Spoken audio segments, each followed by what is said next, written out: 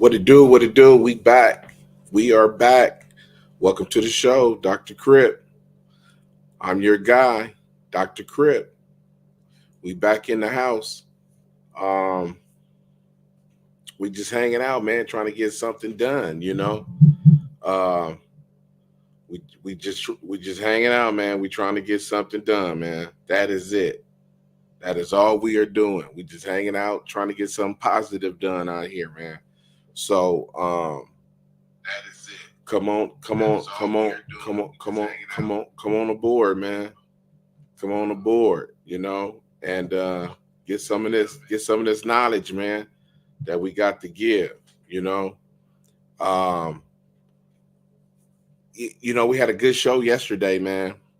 We had a real good show yesterday, and we had a lot of feedback. We had a lot of people coming. We had a lot of people coming in, and I had a lot of stuff going on with my phone. I had a lot of stuff going on with my phone too. Afterwards, people was asking me all kind of questions. So,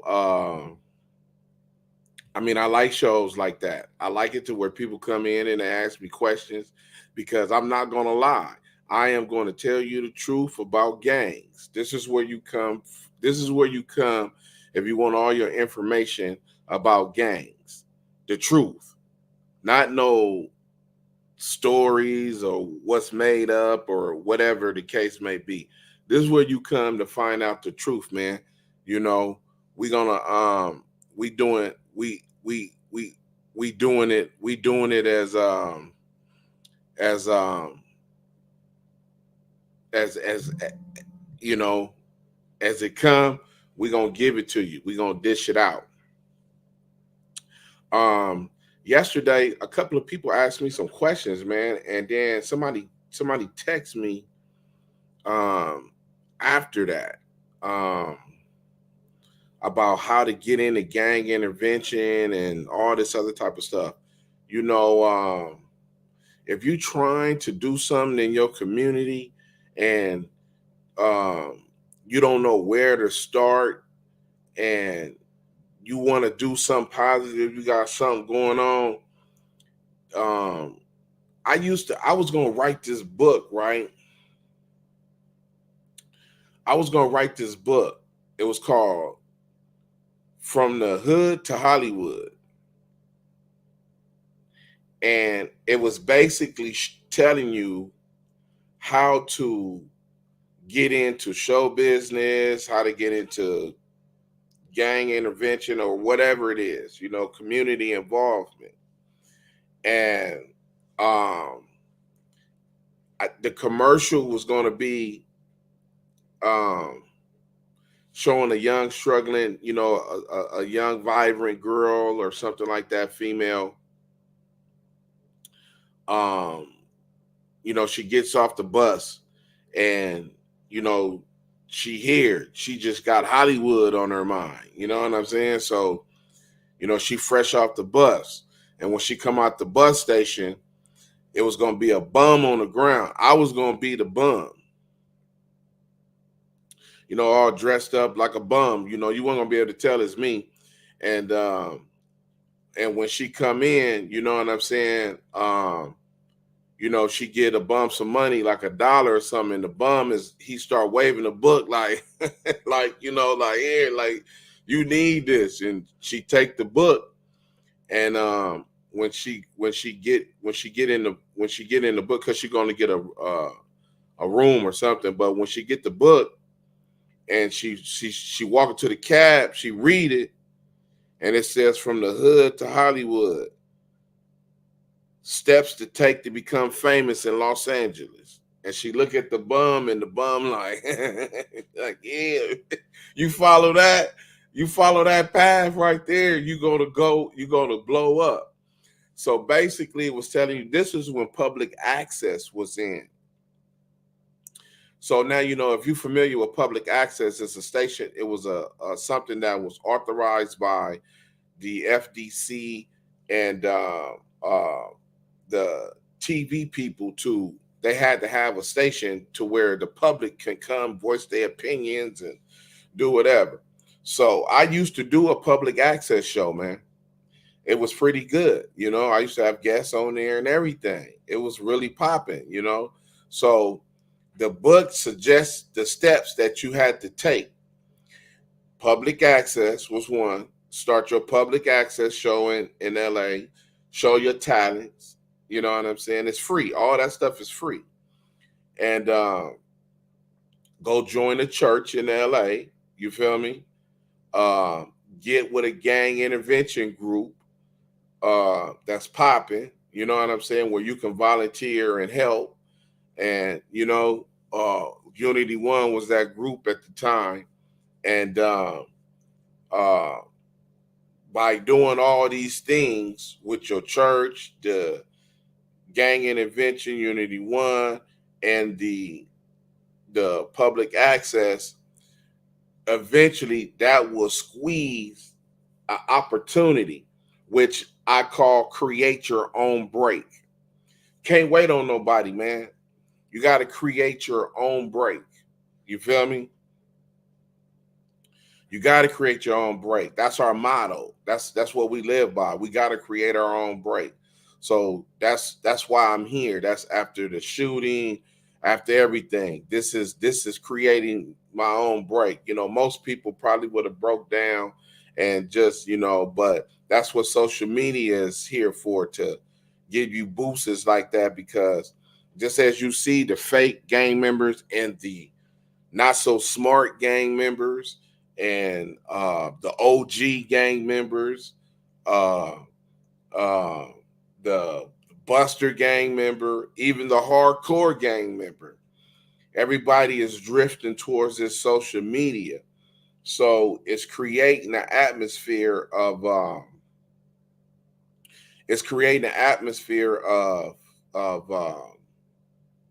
little competitiveness, you might want to say, to a certain degree, because everybody got something to say. This is what I say. This is what I tell people.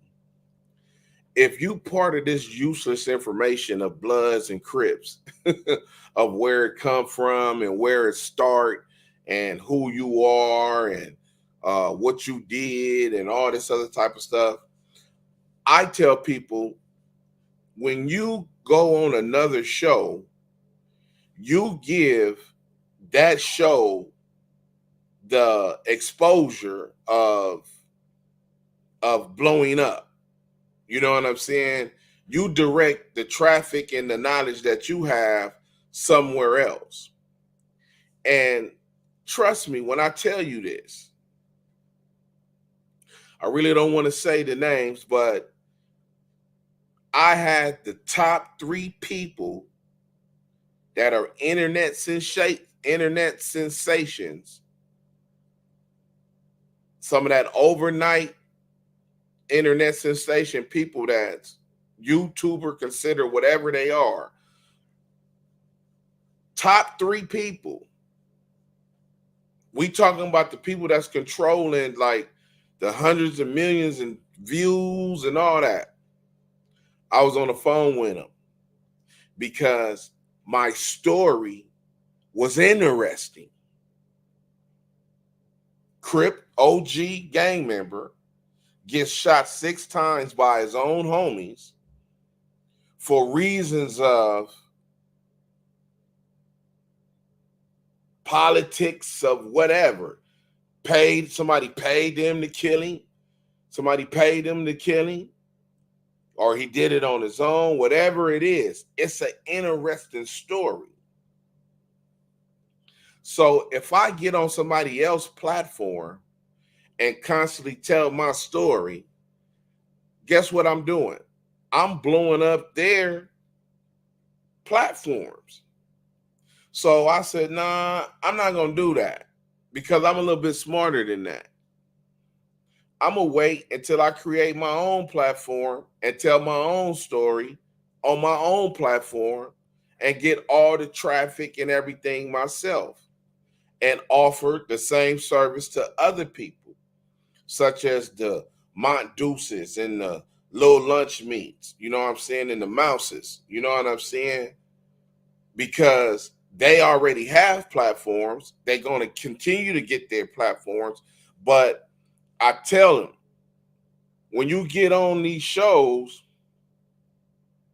you must make sure that you expose your own platform. That's why when the people get on my show, I put his music on there.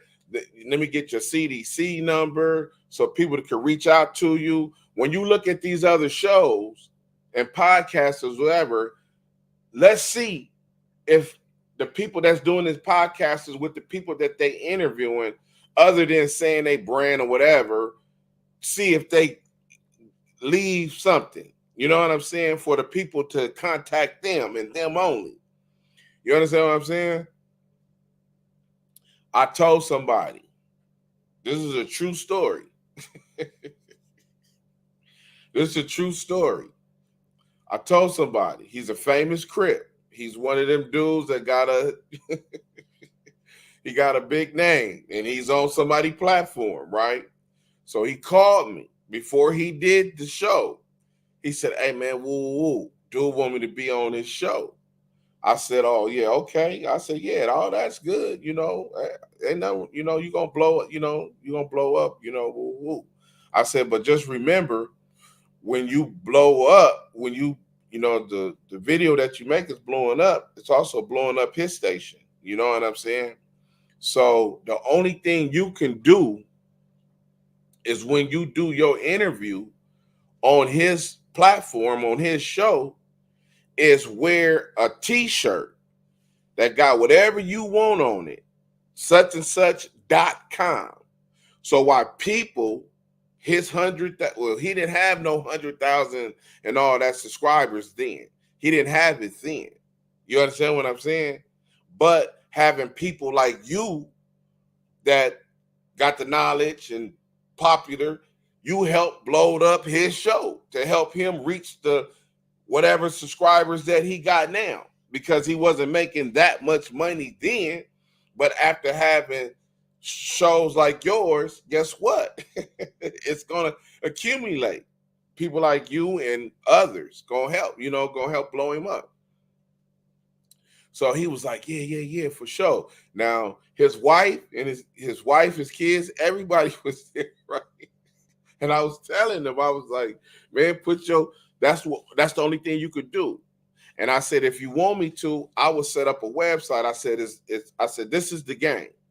I said, go on to his, because nobody has done this. If you go, look at the many shows of the people who talking to these people, other than knowing who they are because they already blew up, you don't know who the people are. You feel me? So when somebody go onto these podcast people show, you feel me? You can't be wearing Gucci and Louis and all that type of stuff. You got to wear your brand. You understand what I'm saying? You got to put such and such.com on your shirt. So now when people sitting there watching you, guess what they doing? Oh, you on this while you on this show and they watching you tell these stories about when the Bloods and when the Crips and Blood this and Crip that. Guess what they doing? They see this on your shirt. So guess what they do? Boom, boom, boom, boom, boom, boom, boom, boom. Boop. They go straight to your page now. You understand what I'm saying? They can go now straight to your page and see what you got going on. You know what I'm saying? Like Lunch Meat. He's got his thing going on, right? But he wasn't ready for it. You know what I'm saying? He wanted to do it. I wanted to wait so I could put up such and such, the urbanlink.com or whatever, .org, whatever it's going to be. Because guess what? People looking at that, they're going to go to that. You feel me? That's how you manage your brand. That's how you manage your buy. That's how you create your own break. You know what I'm saying? So now look, the dude he did the show, right? When he did the show, he just had on the regular, clothes. So boom, he got a few videos. You feel me? So the videos was blowing up. The video they was blowing up. They was going big. They was blowing up, right? So so he so what happened was his little homies start clowning. You know what I'm saying? Not clowning him like, oh, you a mark, not nothing like that, but just clowning in general. Like, hey, big homie, like, damn, you got 500,000 views. You got,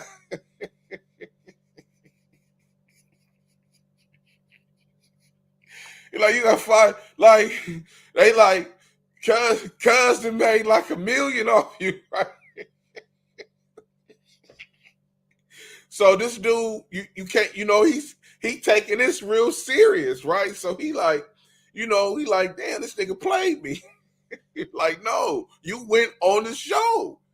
You know what I'm saying? So you helped blowed up his show, So he thinking, all kind of shit, right? So so now he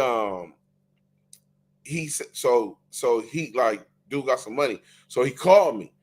He said, listen up, what's up, cuz? He like, what's up? He said, whoop de whoop. I said, yeah, I'm familiar with that.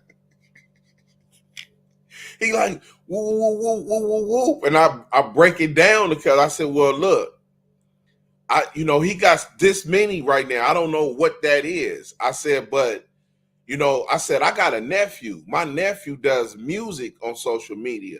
And he is one of these dudes that got the 15, 1,800, 2,000 subscribers back then, which it's kind of changed now because this a few years ago. You know what I'm saying?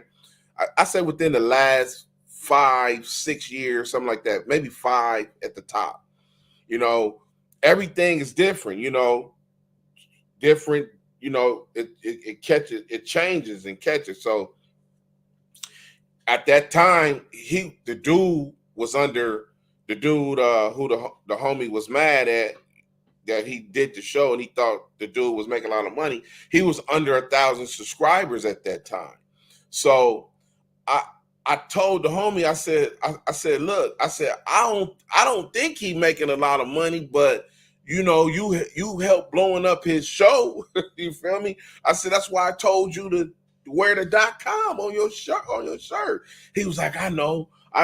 But also with the .com, I said, I will build you a Wix page. If you're not familiar with Wix, Wix.com, this is a website service that is free, and you can pay $5 to remove the IP address stuff in your stuff. If you don't know what that is, you can ask somebody. It's basically like it's like a pair of Dayton's. If you want the Eagle, you know what I'm saying, on there, you want to get the Eagle to match the rims, it's that. So you got to pay that little extra money because it comes with an Eagle on there, but the Eagle is black. But you want a red Eagle, so you got to pay for it. You know what I'm saying? You know what I'm saying? So you want a blue Eagle, you got to pay for it. So, it's like that. So if you pay the money, the little $5 service fee, monthly fee, they take away the Wix.com in your address. So it'll be www.whateveryouwant.com. You won't see Wix / and all this other stuff in there. That's just what that is. And I said, you can either have it in it doesn't matter. You know what I'm saying? But what it is that people will go to your page. They'll be able to read about you. You can set up GoFundMe's. You'll be able to set up, stuff that if you want to come talk, you want me to come talk. You could be able to do whatever. All you need is one page or two. You feel me? So I said I could set that up for you before he did it. So none of that didn't happen. So he ended up doing the show, and now his homies is out here clowning. And when he called me, boom, I could hear them in the background laughing, like, like big homie, like you could have had a Benz out here, like cuz got a whoop the whoop, blind whoop. You know what I'm saying? I'm like, what? I'm like. So he calling me, he hot, he fired up. So he called the dude. So he called him like, man, what's up? Woo, woo, like, you back, woo, woo. So the YouTube the YouTube guy, like, he he ain't scared or nothing like that, but he like, cuz it ain't like that, He like, man, woo, woo, woo. He was like, I don't do this for nobody, but I'll pull up and show you exactly what I made. and all that. He like, it ain't like that, bro. You know what I'm saying? I get this. I make this, some chump change. You know what I'm saying? Boom, boom, boom, boom. So I was like, I'm just listening on the phone. You know what I'm saying? I ain't said nothing.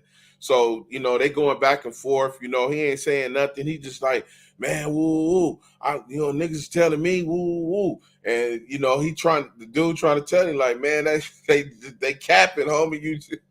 You know what I'm saying, man? Look, I ain't out here trying to get over on no niggas. And that's what he's telling him. You know what I'm saying? Niggas, I was letting you tell your story, this and that, and whoop, whoop, whoop, and this and that. So, they talked for like about 5-10 minutes or something like that, and they hung up the phone.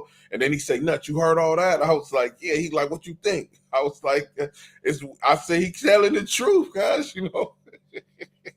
I said, I said, bro, that's why I told you. When you start talking, people is gonna look at your show and they're gonna be like, man, this dude is the real deal, So, you know, you know, the dude, the dude was like, man, I'm, he was 5-6 hours away. He like, man, I'll pull up. You know what I'm saying? And I'll show you. You know what I'm saying? And a homie was just like, man, you know what I'm saying? I want some money, and he's like, nigga, I ain't, it ain't like that. But that's just the goal to tell you, when you're doing, if you the person with the knowledge and you the person, the story is with, just don't get on any podcast is telling your story without, having the information come back to you. You need the 360, the traffic. The traffic has to lead back to you. You know what I'm saying? And where you can benefit off of it, not just the dude with the podcast, because now the podcast dude is since then to now is a big difference. But he was hot when he was like, just getting over. He was like, just getting over. He was like, nigga,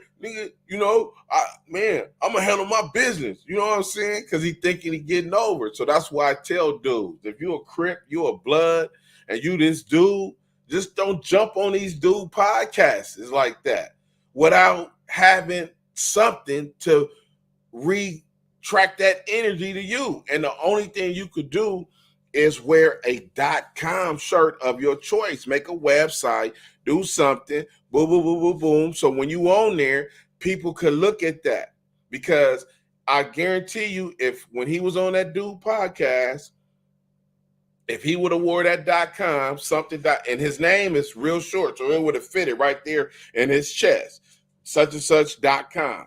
And while people looking at that, they would have been going to it. And every time they look at that video again down the line, guess what? People gonna go to it. They're gonna go check him out. And I said, that's when they can get at you, and you cut out the middleman, because at this point, you doing the podcast, the dude who do the podcast, when you look at the show, the way it's set up, he don't say name, he don't say how to find you, your number, or none of that. So guess what?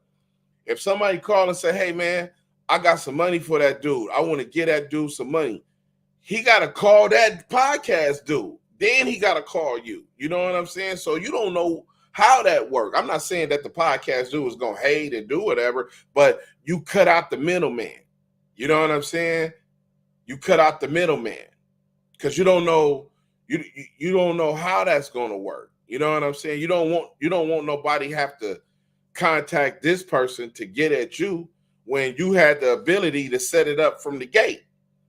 You know what I'm saying? So that's why I never told my story to no other podcast, so people like, oh, you missed opportunities, because I had 3 top people that was like, we're going to tell your story. And I was like, no, I'm good. I'll wait. Because I was making a DVD. I hadn't even wrote the book yet. I hadn't even wrote my book yet. You feel me? So I was like, nah, I'm not ready to tell my story. because I'm smarter than that. You feel me? I'm gonna make my own traffic. If I end up with 100,000 subscribers or whatever it is, that's my traffic. I don't owe that to nobody. You know what I'm saying? Because of nobody or nothing. My traffic is my traffic, and then that's the way you have to do this. That's the way this social media stuff is set up. That's why that's why you see the people that you see on here causing conflict, doing all kind of stuff. You feel me? Now, and they got the world fooled like they real Crips, real Bloods. Out of all these people on these internets, on these social media sites, it's not even 50-50, man. You know what I'm saying? It's less than that. It's less real ones on here than it is weirdos. You feel me? And then if it ain't the weirdos, fake gang members with problems in their hoods, all kind of stuff, it's non-affiliates.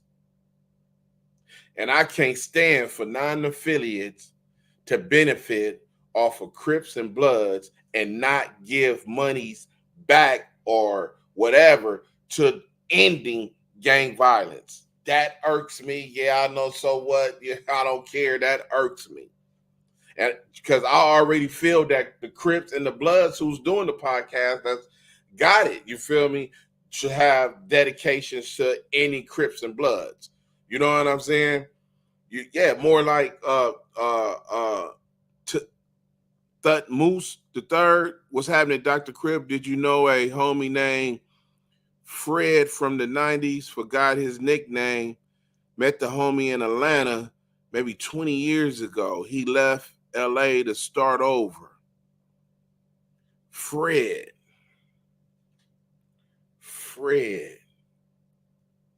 I need more information. I have a friend named Fred, but he's a preacher on 132nd in Western. And I don't think Fred ever claimed to be 9-0. I have to go. He is he knew Ghost. A lot of people know Ghost is famous. You see, that's another story. That Slob 187, Crab 187, Ghost didn't get his money for that. I did not want him to do that show. He caught a case. You feel me? Some kind of case he caught. He was in jail when the money was going around. And I told him, but him and the homie from 6, but they, the homie was like, I know him, it's all good, whatever. And I was like, Ghost, I don't want you to do it. You feel me? I want you to get your money up front. But he was gonna do it because that's his best friend, like he said, And they pretty much just beat the hell out of me, like that's your opinion, we'll knock you out, strip you down butt naked and put you in the trunk, homie. Knock it off. So I didn't have too much wind, but I did not want Ghost to do that DVD, that CD or VHS tape or none of that, bro. I didn't want him to do it. I wanted to meet the director and everything and talk to him like, homie, look, that's my G homie. He got to get paid for this. And that, he didn't get his in, he didn't get it. He said, I'm from 60s, but I'm about 12 years younger. Used to tell me how they would be at Carver Park, I think. Carver Park, that's kind of like on the east side by the Bounty Hunters. You got to make the left and the right. Carver Park, that's Carver Hood. I didn't know he did one. Yeah, Ghost did. Yeah, Google's Slob 187, Crab 187. Ghost is in that. You feel me? He is one of the main characters in there. You know what I'm saying? Him and his best friend from 60s, you'll see. Go check him out. But that's what I was saying to the homie. Like, man, you know what I'm saying? When you do something, you got to make sure you benefit off of it. Just don't look. Your story is usually, look, I got a story. Let me tell you this story. Now I'm gonna say this guy name because uh and I'm gonna say this guy name because for one, he made me upset because he didn't do the deal. But this is a true story. It's a guy named Lamar because he already served the time and everything.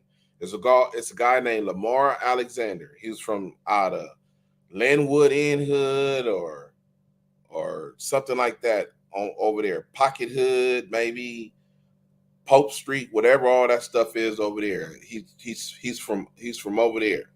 His son is a football player, NFL football player. He played for Boise State when Boise State won the NCAA college football championship, however many years that was. So now, our boy, he come over to the Brain House and he said, look, my boy in prison sent me this little packet.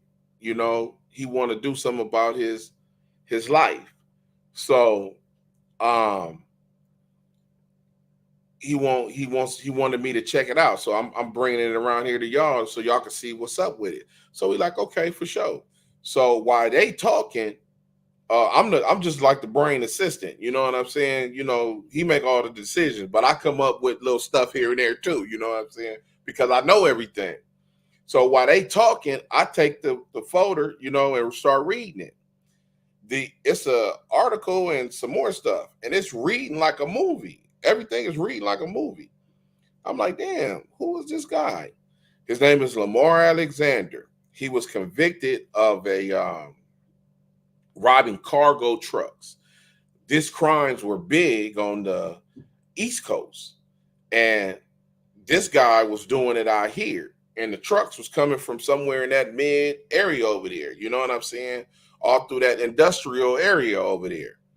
And he was hitting the licks. Now, he was hitting licks for Pentium 4 chips, the chips that go inside the computer.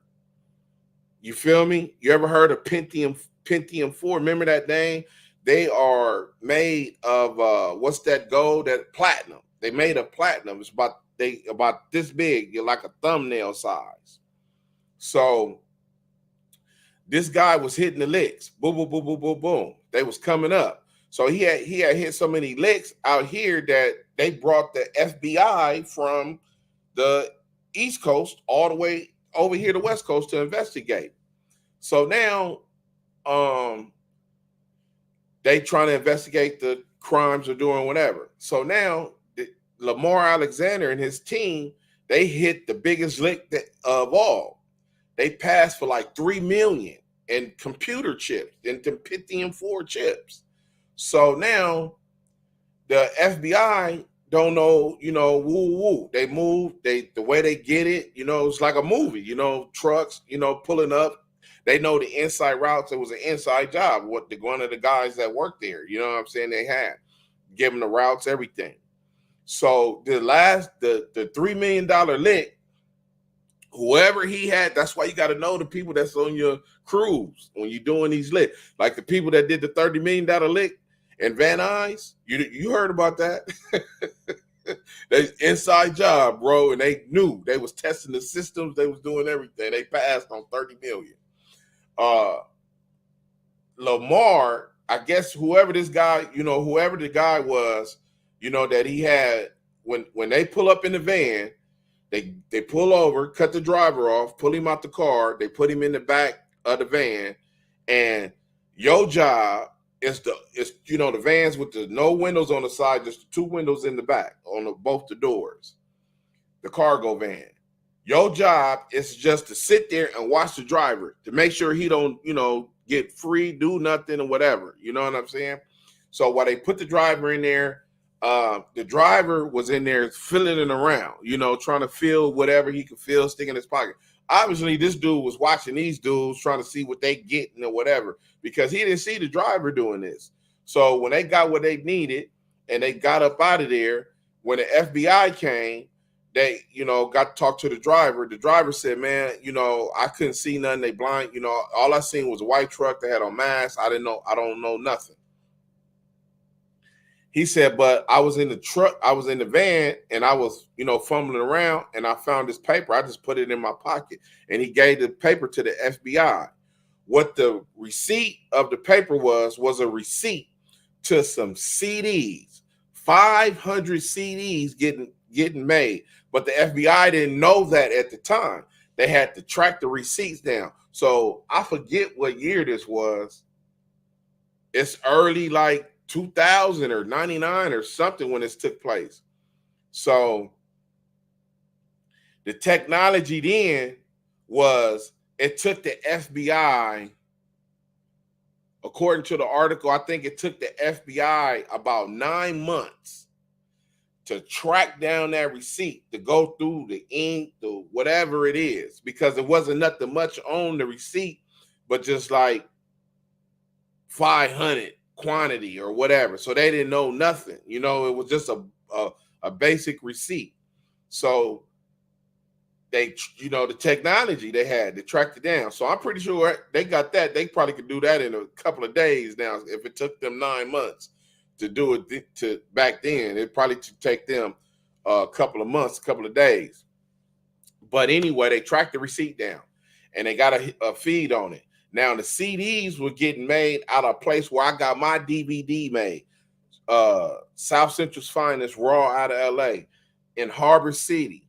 It was a guy named Abbas that I used to deal with. A lot of people went there. A lot of people in the industry, a lot of rappers, everybody used to deal with Abbas.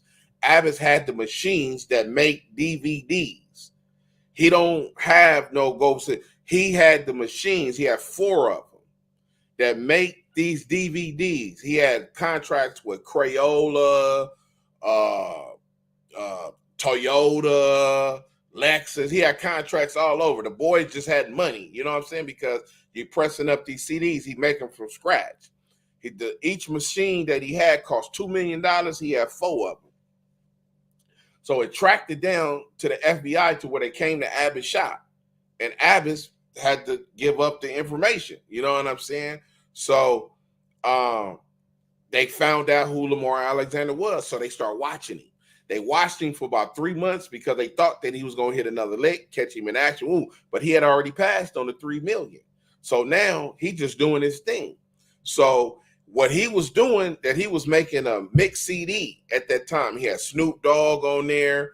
He had cocaine. He had what's my boy, Sugar Free. I think Dad's and them. He had a lot of West Coast people on the CD, the mixtape, because he got money. So he like, I'm finna make me a mixtape and put it out and try to get paid. So when they arrested him, boom, they pulled him in, boom, boom, boom, boom, boom. So now he in jail. They crack the inside dude, everybody. So they all go to jail. So now while Lamar Alexander is in jail, he don't know he's famous. He does not know that he is famous. Let me put your seatbelt on for this. Let me tell you how he found out he was famous. He was found out he was famous by a guy named Joe Escrow. This guy had a record company called Private Eye Records, right? Now, Joe Escrow was in the feds because they was in the feds. The reason why he was in the feds was for white labeling. If you know what white labeling is, then you know. If you don't know, go watch Dreamgirls. Remember when Jamie Foxx and them was selling the Cadillacs? We're going to buy our way in. And he was like, I got a Cadillac. And you remember the keys was going, and they were showing them paying the DJs? That's payola. You feel me? White labeling, all that type of stuff. You feel me? So Joe Escrow is in jail for payola. Guess who the artist was that was the payola? Shay Shice. Remember that song? This is where I want to be, right here with my baby, smoking on some. Now, Pete, this would happen. That song had over 20,000, 30,000 spins on Power 106 because the DJ at Power 106 was partners with Joe Escrow. So of course he was a silent partner. So guess what? Of course he gonna spin that record. You feel me? But this is how they got caught. Because when the record came, when Shay Shice dropped his album, it didn't do nothing. It didn't even go gold. So how you got all these spins, but your record, your album don't add up. Payola, all that, boom, they end up getting cracked. He also represented DJ Quick or something at a time. Private Eye Records, that's the name of the company. So now Lamar Alexander is in jail with this dude, Joe Escrow. So Joe Escrow is watching TV one day, and he see this guy on TV because it's high-tech crimes, cyber and all this other stuff. So Lamar Alexander is famous for that. You know what I'm saying? He don't even know it. So Joe Escrow, when they showed the dude Lamar, Joe Escrow walk up on him like, hey man, come here. And he started talking to him and he didn't even know he was famous. So Joe Escrow told him, hey man, don't worry about it. I'm going to do your movie when we get out. Just kick back. So now Lamar Alexander, he black from the ghetto.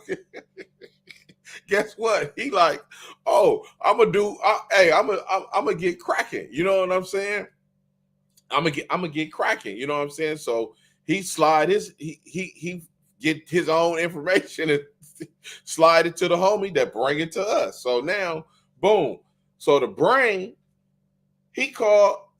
so we read and I'm like, man, this is marvelous. We got to do something with this. So we chilling, you know, we in the backyard. So he like, man, who I'm gonna take this to? I said, man, call Miramax. They always mess with you. You feel me? Because the last couple of projects, we always pitching projects. See, people don't understand. Your boy be pitching projects to Hollywood. They just turning me down. But one day I'm a hit, and guess what? How they do this like this? I'm gonna do this like this. You know what I'm saying? And pull up and have my office in Hollywood. You know what I'm saying? It's gonna pop. You know. So I said, man, call Miramax. They always call you back. Boom. So he called Miramax, sent the dude all the information. I want to say his name was Matt Brody, who he hit. That sounds kind of like it. See, in Hollywood, when you do business, you got to remember people names. See, I ain't good at that. The brain is excellent in that. That's called that Hollywood talk. Such and such, such and such, such and such. I can't do all that. But I think his name was Matt Brody, though, something like that. So he hit him with all the information. So the dude, Miramax, he hit him back. He said, look, Brain, I'm in Japan right now, but I'll be back. And when I get back, send me all the information you got on it and send me everything you got on it. But look, I want that guy life rights. Like, okay, for sure. So now we deal with the Brain. We got a partner, you know. I ain't gonna say his name in the industry, but he done several movies that people like. You feel me? One of them is a writer, you feel me, for the I'm gonna just say it, barbershop. You feel me? So we tell him about it. So he like, yeah, okay, for sure. So, you know, he start writing the treatment and everything up for it. So now we trying to figure out who we gonna get to play Lamar Alexander and all this. So, you know, we coming up with names, you know, we trying to figure out a few names, this, that, we playing around with it. This is the time that I get the invite because I bring all the Crips and Bloods to the 21 question video. Check this out. Put your seatbelt on. Remember, this is how I got this. You feel me? Everything makes sense. All facts. It's all facts. This is a coffee table book. This deals with facts. You remember that? Remember what I said? What a coffee table book is? It's all facts. That's all I deal with is facts. I don't deal with nothing else. Documents, pictures, and facts. You feel me? Everything that makes sense. You know what I'm saying? Let me see if I can get it. It's the check for 50 Cent. It's in the book. You see that? You see that? You see that? That's the check from 50. That's 50 money. You feel me? That's 50 money right there. It's only $877, but they gave me I did some extra work, you feel me? So that I got a few thousand out of them. But so now I'm at the 50 Cent 21 questions video. I brought all the Crips and Bloods to the video. Tyson Beckford was up there, real cool. Shout out to Tyson Beckford. You know, you my guy. That dude shouldn't have cut our scene in that video, in that music video, man. I had a cold scene when Tyson Beckford walked into the jail cell. The first dude he greet is me, because you know when he come in the cell, like, boo, you know what I'm saying? What's up? Ooh, like, what's happening him? Boom, we shake hands, boo. I told him, I said, man, we need to. And he was like, you right. He said, how it go? Tell me how it go. I said, when you come in, I'm your dude. You got to greet me. You know, what's up? Ooh, and then I got to point to you like, there go that Buster over there. You feel me? And then you got to walk over there and hang the phone up. So he was like, yeah. So that's how it went. But the dude cut our scene out the video. Hater. Hater. Yeah, I'm going to say his name too. Philip Atwell. You a hater. Because this means something. So keep your seatbelt on. So now, I'm talking, 50 is here. I get at 50. Boo, boo, boo, boo, boo. Okay, for sure. Eminem cousin is there, Paul Rosenthal. Get at him. The brain is on the phone making it happen. Guess what? We have breakfast with 50 the next morning. Pitch the movie to 50. This is real business. 50 say, oh, I always wanted to be an LA gang member. Somebody passed this to 50 so he could check this story. Yeah, man. You feel me? That was us you had breakfast with. But 50 say, look, I got to do my movie first before I do this movie. Get rich or die trying. So that's the time frame that you're dealing with. So, but 50 say, man, as soon as I finish doing my movie, I can do this. So we leave like, oh, it's popping. We got to move. So we get back, everything is popping. So now we got to deal with Lamar Alexander. It's the phone call. We got the pitch. We got to set it up, everything with Lamar. So now my boy then told Lamar, though, that, hey, man, the homies got 50 Cent to play you, man. He said, so Lamar is in jail. His mind is spinning out of control, right? Now, Pete,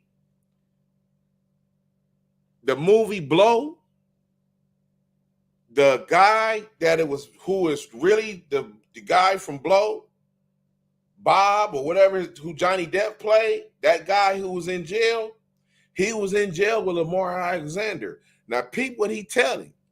He said, man, F Hollywood, this and that, they only gave me $250,000 for my rights. Remember that. So now it comes time for us to talk to Lamar. You know what I'm saying? I'm the third man down. We got my boy, then we got the brain, they talking to him, woo, woo, woo. So these three dudes running everything. I'm a spoke on the wheel, but on this movie, I'm gonna get my credits, everything. I'm gonna get a job. This is gonna be my Hollywood, intro moment, right? So they talking to Lamar Alexander on the phone, and they like, so look, man, we need you to woo. So the phone cut off, so we don't get to finish the thing. So my boy is like, he like,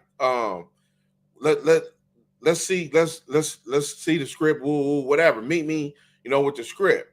So he didn't know that the brain on his thing was gonna give Lamar $50,000 for his life rights.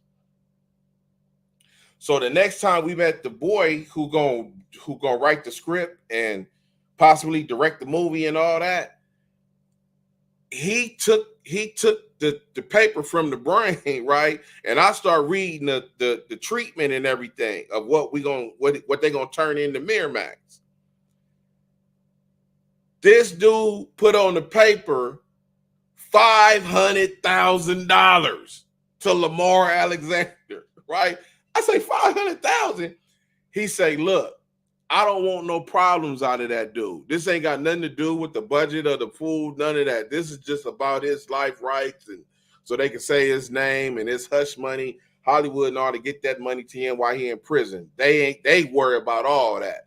The money ain't coming out your pocket, ain't coming out of my pocket. We ain't got to worry about it. I'm like, whoa.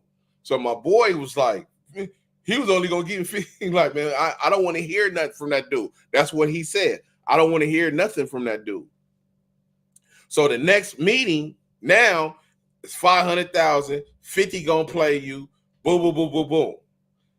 Lamar get on the phone talking about he want the soundtrack and all kind of crazy.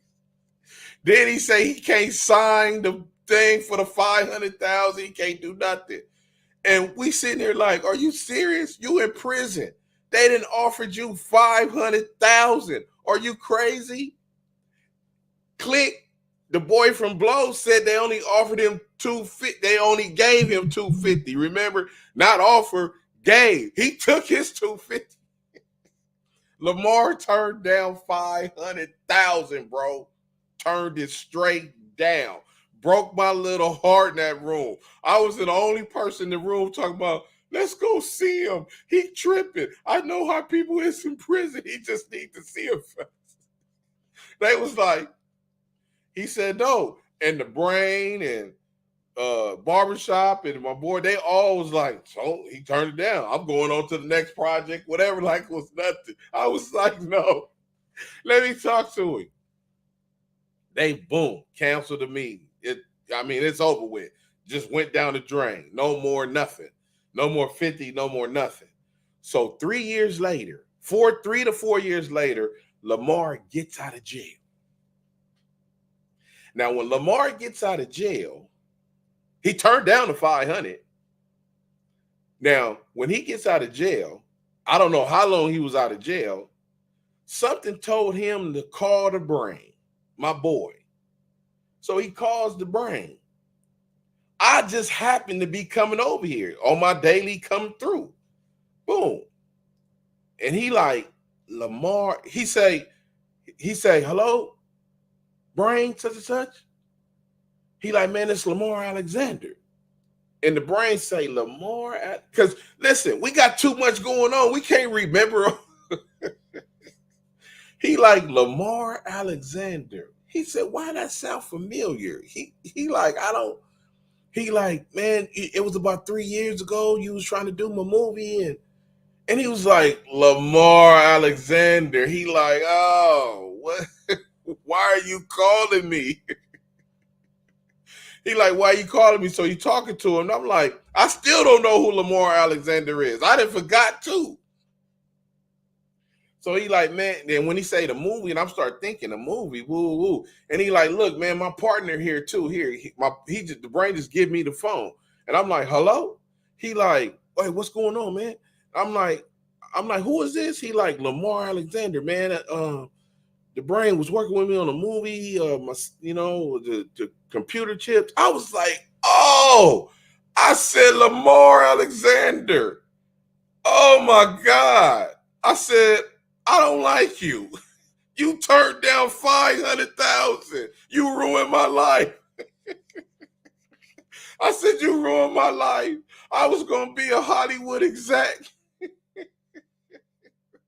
I was going to be on out here in these streets. You ruined my life when you turned down 500,000. And he was like, man, look, I'm sorry. He don't even know my name. He like, brother, what's your name?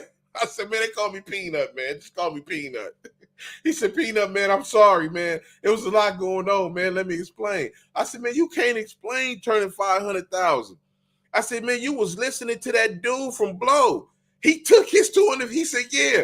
I said, you got 500,000. Why'd you turn it down? He said, man, it was a lot going on, man. Let me explain. He said the reason why he turned down the 500,000 was because his son played for Boise State on that team that year that won the NCAA football championship. Remember Boise State? It was a team of people from dire straight neighborhoods. You feel me? You know, people with problems, inner city kids with problems. And it was the only team they had like that that made it all the way and done that. So they were supposed to be doing a movie about it because his son was wanted to do. His son was the guy who did the defense. He intercepted. He is the made the key play to for them to win the game. So that his son got drafted to the NFL and all that. So he said, "Man, look, my son was doing a whole lot, and I don't want to have a movie and it mess up what they had." I said, "Man, that you can save that, homie. You can save that. That ain't good enough for me, homie. This thing got nothing to do with your son. This about you. You feel me?" He like, "Man, I know." I said, "Hey, you know somebody doing your movie?" He said, "Yeah, that's what I'm calling Philip Atwell. He doing my movie, man, and I ain't got nothing to do with it." I said, "Yeah, because don't nobody, your life rights are worthless. Do you know that your life rights are worthless out here? So if somebody say, hey, man, we're going to give you $10,000, $15,000 to do your story, you better think about it twice. You feel me? Because life rights are worthless. They ain't worth nothing. That's why books about Elizabeth Taylor, books about Ronald Reagan, everything that's negative, because people can do what they want. All they got to do is go talk to your auntie. Your auntie gonna take that $2,000 they gonna give her. Hey, tell us everything about Liz. Was she foul? Listen, that girl liked to drink and she played with her man, and they're gonna tell everything, and they're gonna take court records and everything.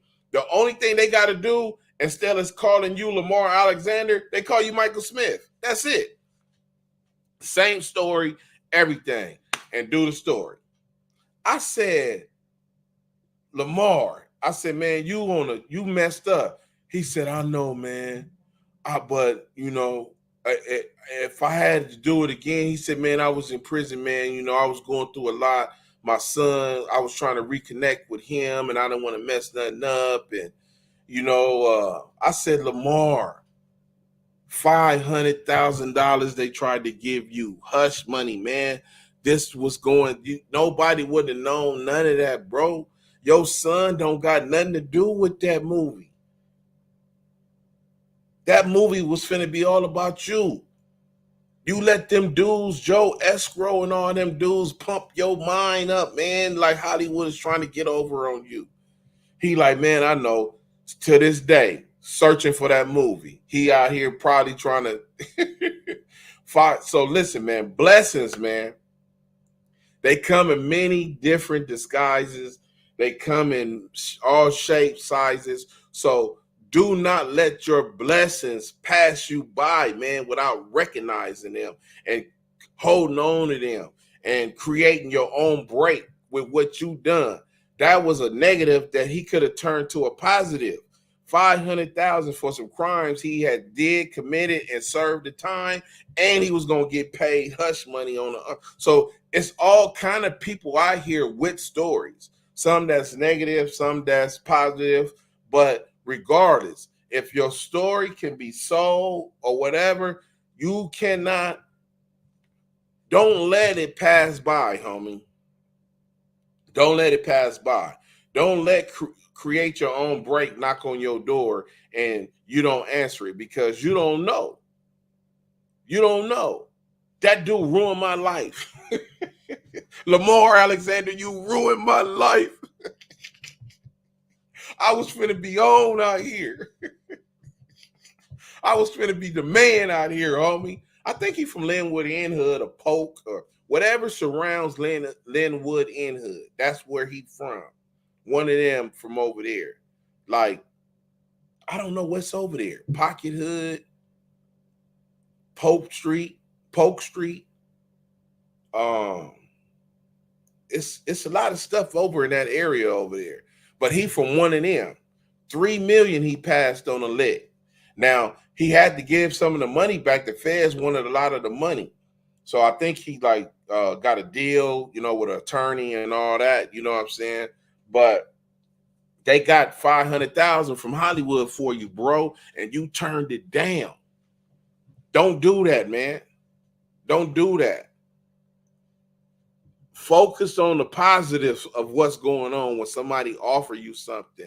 Weigh it. If it outweigh the bad and everything can help you, you might need to think about taking that. But if your dignity, you don't want to cross up your dignity. I understand that. I understood that he was feeling about his son, but I told him, I said, man, you made a wrong decision. He knew it then. He know it now. I said, but you was listening to them dudes too. He said, yeah, I was. They was in my head. And I was thinking about my son too. I said, the part of you thinking about your son was wrong because your son got a strong family. He ain't thinking about what you going through. He still made it to the NFL and everything without you. You know what I'm saying? And I heard he had kind of like a rocky relationship with his son. That he was trying to mend it because, when his son made it, he like, hey, man, I got to take care of business first. He wanted so much money and, it kind of bumped heads with him a little bit. I don't know, you know what I'm saying? But I know you had your own money. You could have got out balling and I would have been balling. You know what I'm saying? And 50 was going to do the movie and the whole nine, bro. He didn't have no problem with it. None whatsoever. He like, I just got to do my movie first. Once I do my movie, I could do that movie straight up. This dude is with the business. He ain't, you feel me? That dude messed up everything. Everything. You feel me? And then, hater Philip Atwell, he trying to do the movie. You're a hater. Try to kick me out the video. He tried to kick me out the video shoot. He don't even know I brought all the Crips and the Bloods up in here. See, Dre and them, they was, nervous as Suge because they know Suge got stunt dummies.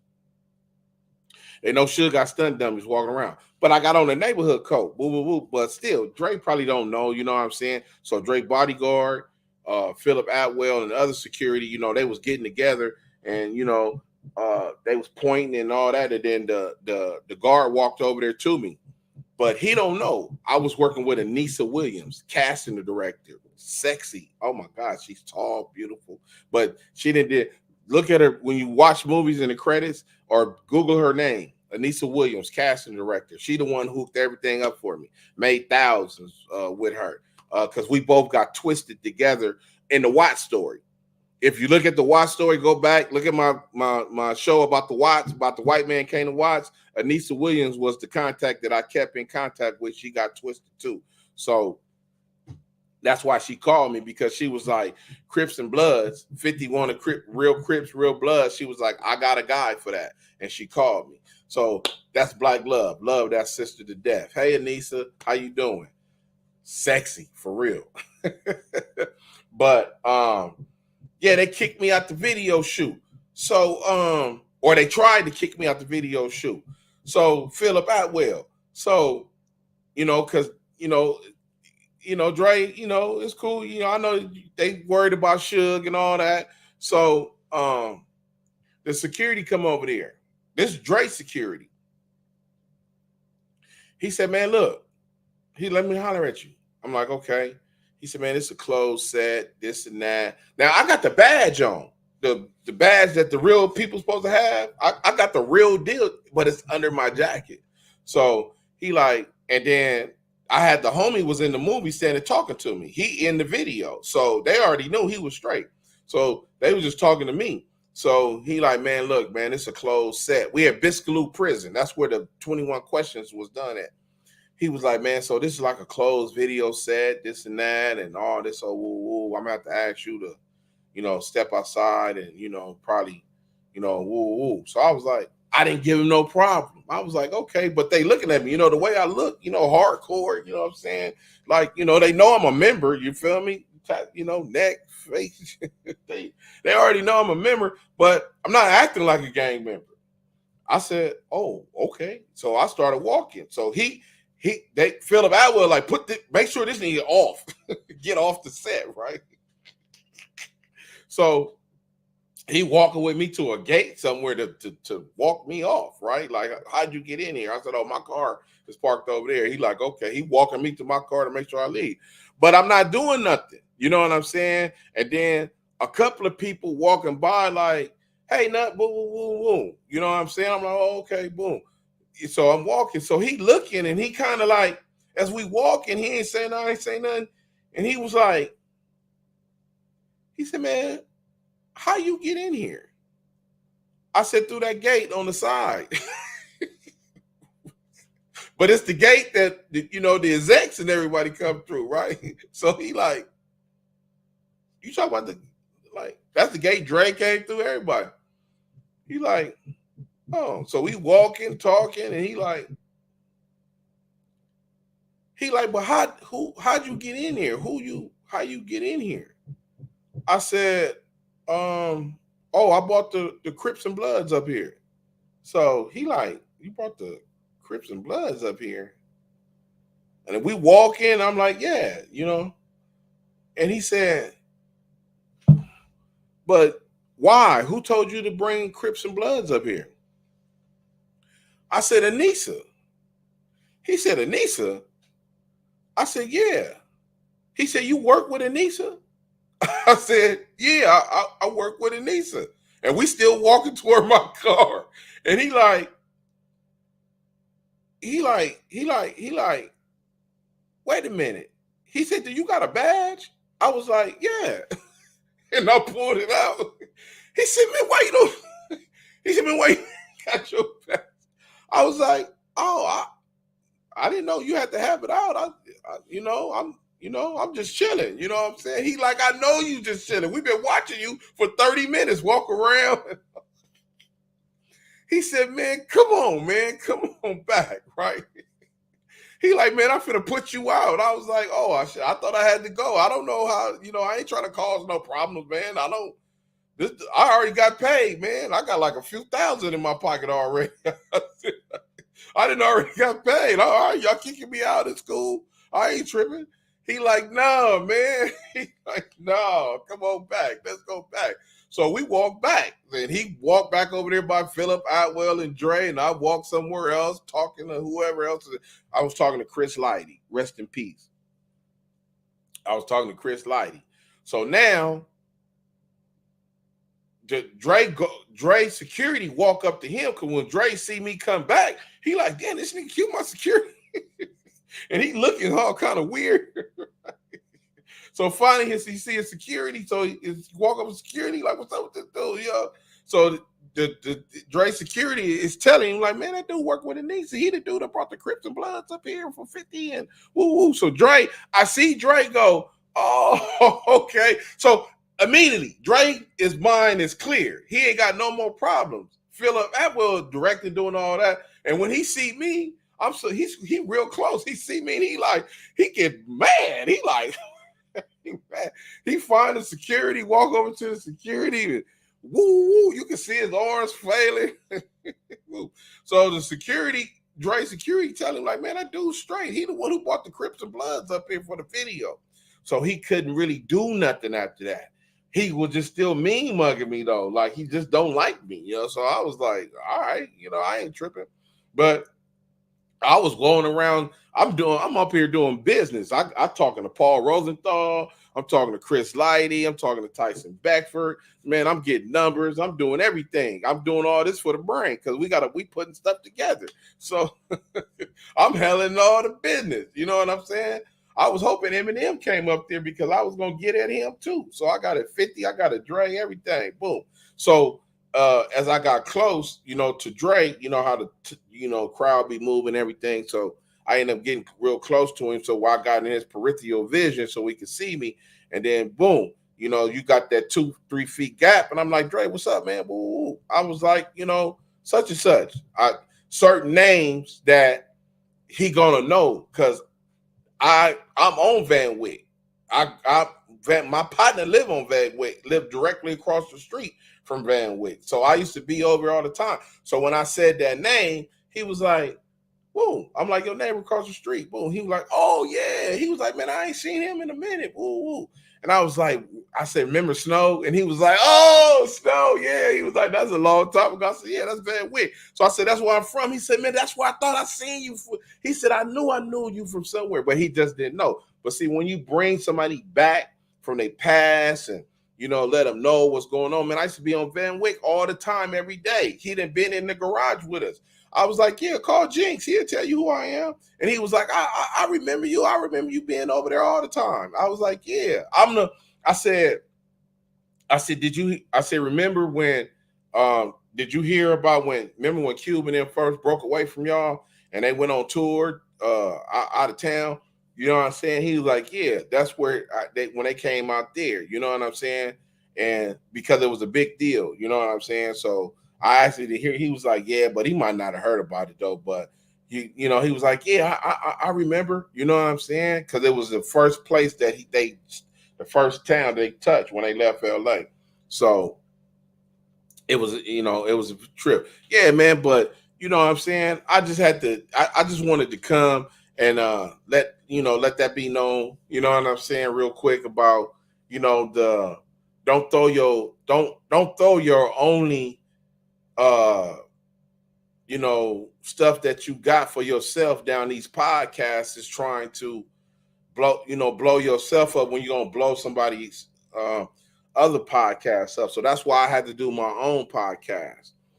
Because I was getting questions about just stuff like that in general. So I just had to tell that story about Lamar Alexander too, because you know what I'm saying, you don't know when your blessings be coming.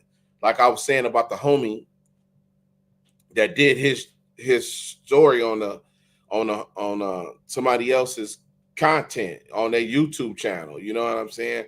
And it blew up. You helped blow that station. Along with other stories that he was doing. But when you look at the stories, you never see nobody with their own brand promoting their own brand. And after the show, after the little interview go off, I don't never see where to contact these dudes at or none of that. So that tells me if somebody want to get in contacting you and give you some money or anything, they got to go through that YouTube dude. The One Smoke 90, what it do, man? You already know, bro. You feel me? Hey, man, I don't know how to do that Super Sense stuff. I know you ain't tripping off of it, but I wish I know how to do it. I'm going to figure out, man. So when you come on, man, I got to give you some type of love, man. You know? Make sure people know who you are, bro. Make sure they know that, yeah, the One Smoke 90 is in the house, bro. You feel me? Real supporter, man. Real fan. You know what I'm saying? Real person trying to want to spread this word. No more in 24, homie. No more in 24. I don't know if you've been watching or not, but we was talking about how gang members, Crips and Bloods, when they do these podcasts and they blow up all these podcast people, but they don't get nothing in return out of it other than just telling their story. You can't just give away your story like that, especially if your story has meaning to it in this useless Crip and Blood stuff, meaning that you was there when it started. You know what I'm saying? You was there, this and that. Because at this point of time, Raymond Washington and Tookie Williams, that's it. Oh, you know what? Shout out to Tookie. I know that's little Took. That's you, Tookie, because my boy was like, hey, man, Tookie Williams is dead. You feel me? He was like, Tookie, yeah, for sure. The One Smoke 90, it's all good. I appreciate it too, bro. My boy was like, hey, man, Tookie Williams signed up to the website. He did. How you do that?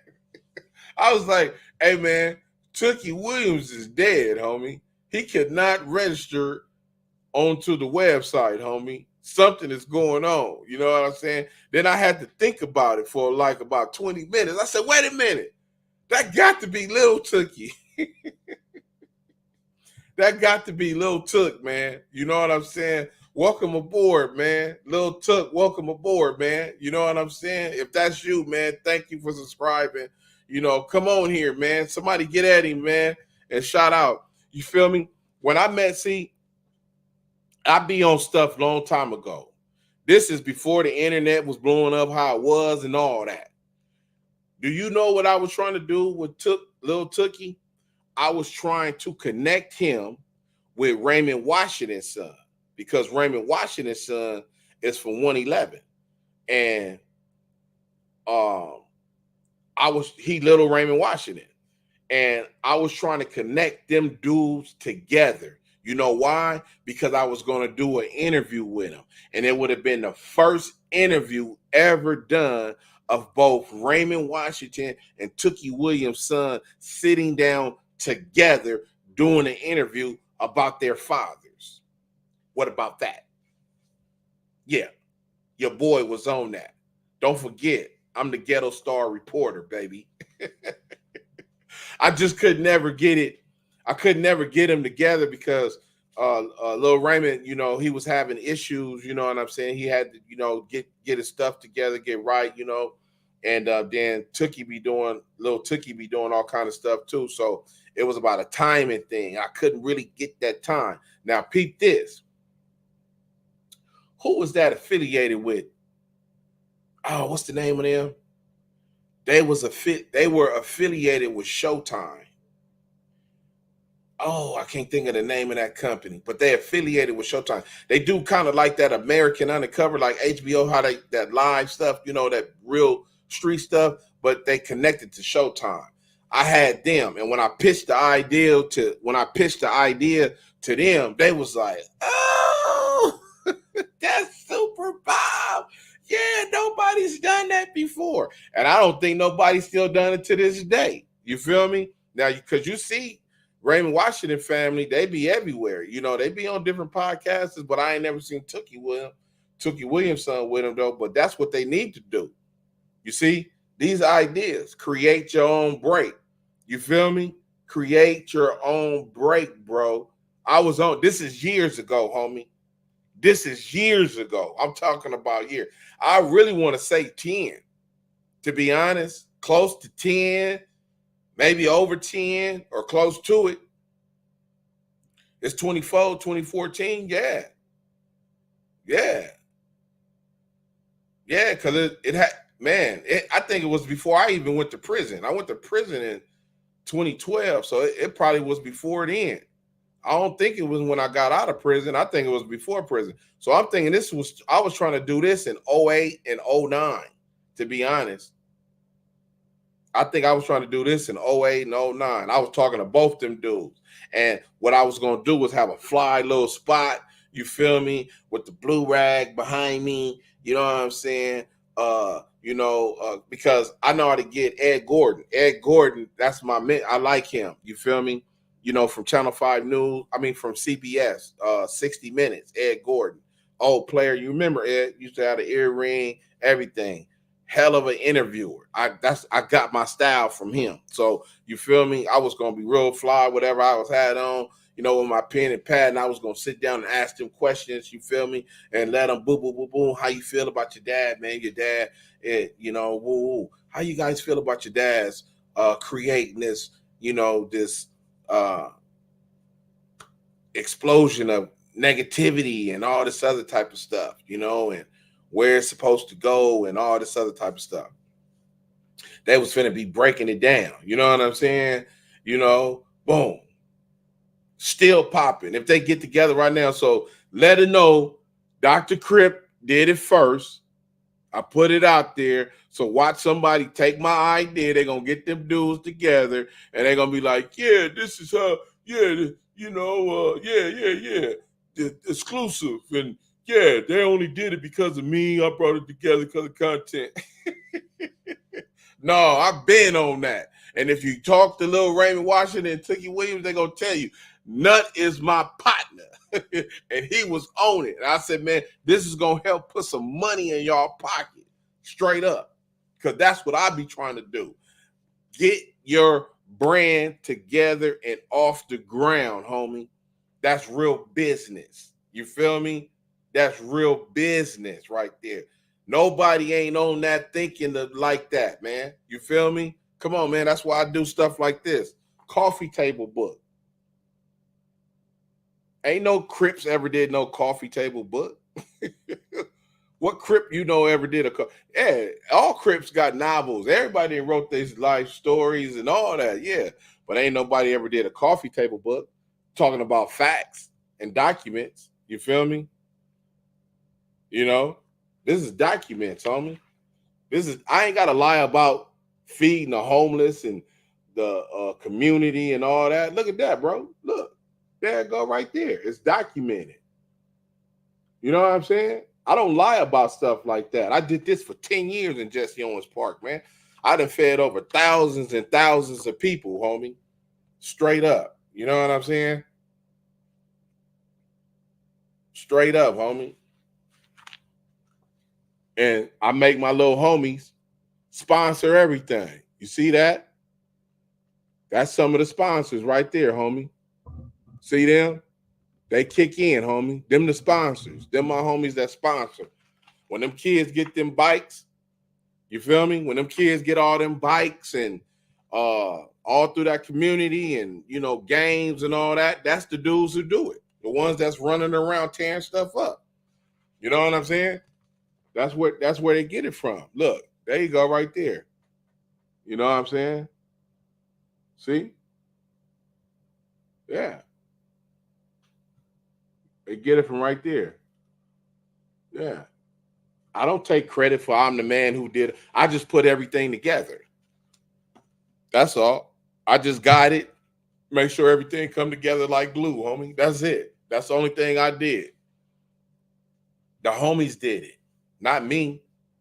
You feel me? The homies go out and spend $2,000 on bikes. Woo, yeah. But I got 3-4 homies doing that. We had bikes, hundreds of bikes every year. You feel me? Now, I don't know if they still doing that or not. I don't know what's happening now. You know what I'm saying? I don't know what they doing because they let somebody that don't got 10 years shoot me 6 times.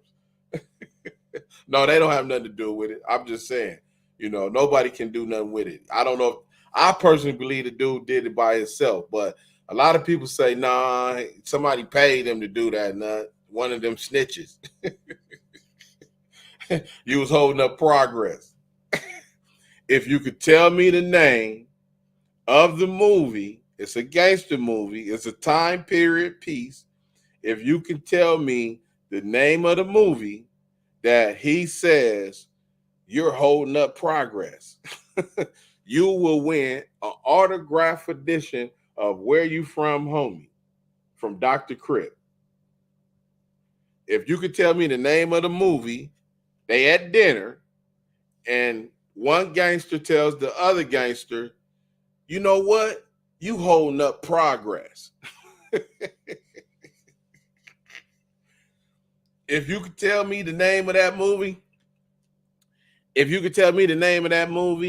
yeah, that's how it should be. The one smoke. I know what you're talking about. That's how, yeah, but everything don't work out like that, homie. We already know. If you could tell me the name of that movie, you will win an autograph book of Where You From, Homie. You feel me? And you good. You feel me? RW, where you at? Your book went out. Where you at, RW? Your book went out. Don't worry about it. Your book is in the mail. If you could tell me where that's set in that movie, you can win a book too. So yeah, man, this is Dr. Crip. I just wanted to get on here and holler for a few minutes, man, and tell everybody good Friday. You know, I don't know what time we're gonna come on tomorrow because you know the Lakers is on, man. And Jesus, come on, man. You know, it's all Lake Show time, man. I don't know what to do, man. The game come on at 5:30. So I don't know. I may come on a little late tomorrow, but depending on what's going on, I may come on a little early, I may come on a little late. I don't know. But the game started 5:30, you know. So I know at 5:30, I'm gonna be watching the game, man. You know. But yeah, I want to thank everybody for coming through, man. Dewan Smoke. How you say that? Thut Moose the third. Is that how you say that? That moose. No, the most. Oh, that's what it means. The most. Is that what it means? Yeah, the most. The most three. The most the third. Yeah. Um, yeah, thank everybody for come hanging out with me, man. Remember, man, no more in 24. If you gotta put somebody on, they gotta be 18 with a diploma. They gotta be 18 with a diploma. They got to be 18 with a diploma. There you go, RW. Yeah, man. Don't worry about it. You'll get it. Just look for it next week, man. You know, I had to have my team take care of that type of stuff. Um, you should have it next week, brother. Don't worry about it. Um, yeah, no more in 24. Everybody be cool this weekend. You know, it's gonna be hot. Stay focused. You feel me? Thank everybody for coming to the Dr. Crip Show. Please like, subscribe, share. Go to drcrip.com for more info on the Dr. Crip Show. And pass the word, man. No more in 24. This is a Blood and Crip challenge. Pass this word out. We challenge all the Bloods and Crips not to put nobody else on their hood. If you got to put somebody on, 18 with a diploma. Hey, man, this is Dr. Crip, man. Thank you for stopping by.